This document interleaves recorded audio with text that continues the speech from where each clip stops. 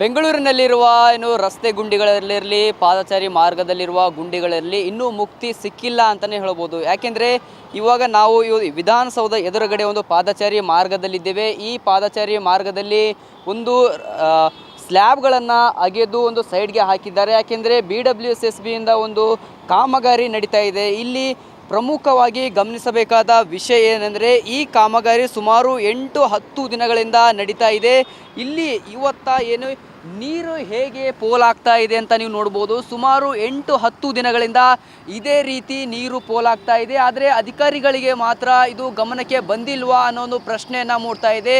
ಖುದ್ದು BWSSBನೇ ಒಂದು ನೀರು ಉಳಿಸಿ ಅಂತ ಒಂದು ಅಭಿಯಾನ ಮಾಡುತ್ತೆ. ಆದರೆ ಎಲ್ಲೋ ಒಂದು ಕಡೆ ವಿಧಾನಸೌಧ ಮುಂದುಗಡೆ ಇರುವ ಒಂದು ಪೈಪ್ಲೈನ್ನ ಒಂದು ಸೋರಿಕೆಯಿಂದಾಗಿ ನೀರು ಪೋಲಾಗ್ತಾ ಇದೆ, ನೇರವಾಗಿ ಚರಂಡಿಗೆ ಹೋಗ್ತಾ ಇದೆ. ಇದಕ್ಕೆ ಯಾರು ಹೊಣೆ ಅಂತ ಒಂದು ಪ್ರಶ್ನೆಯನ್ನು ಮೂಡ್ತಾ ಇದೆ. ಇದಕ್ಕೆ ಜನರು ಚೀತು ಅಂತ ಉಗಿದಂತೂ ಕಂಪಲ್ಸರಿ ಆಗಿದೆ. ಯಾಕೆಂದರೆ ಇಂತಹ ಒಂದು ಘಟನೆ ನಡೆದಾಗ ಅಧಿಕಾರಿಗಳ ವಿರುದ್ಧ ಆಕ್ರೋಶ ವ್ಯಕ್ತಪಡಿಸುವುದು ನಿಜವೇ ಅಂತ ಹೇಳ್ಬೋದು. ಸುಮಾರು 8 ದಿನದಿಂದ ಈ ಕಾಮಗಾರಿ ನಡೀತಾ ಇದೆ. ಆದರೆ ಇಲ್ಲಿ ಈ ಕಾಮಗಾರಿ ಮಾಡಬೇಕಾದ್ರೆ ಒಂದು ಸುರಕ್ಷಿತ ಕ್ರಮಗಳನ್ನು ತೆಗೆದುಕೊಂಡಿಲ್ಲ, ಯಾವುದೇ ಬ್ಯಾರಿಕೇಡ್ಗಳನ್ನು ಅಳವಡಿಸಿಲ್ಲ.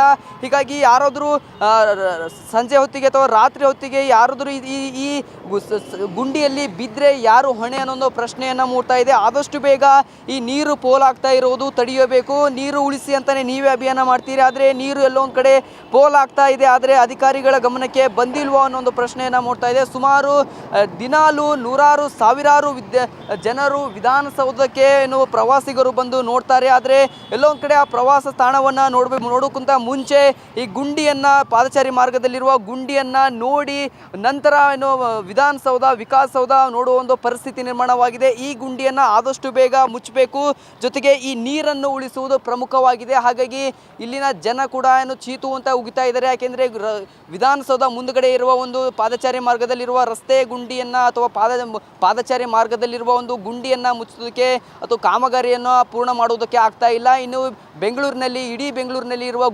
ಗುಂಡಿಗಳನ್ನು ಹೇಗೆ ಮುಚ್ತೀರಿ ಅಂತ ಒಂದು ಪ್ರಶ್ನೆಯನ್ನು ಮೂಡ್ತಾ ಇದೆ. ಕ್ಯಾಮ್ರಾ ಪರ್ಸನ್ ರವಿಚಂದ್ರ ಜೊತೆ ನಾನು ಸಂಗಮೇಶ್ ಮಿತ್ರೆ, ಗ್ಯಾರಂಟಿ ನ್ಯೂಸ್, ಬೆಂಗಳೂರು.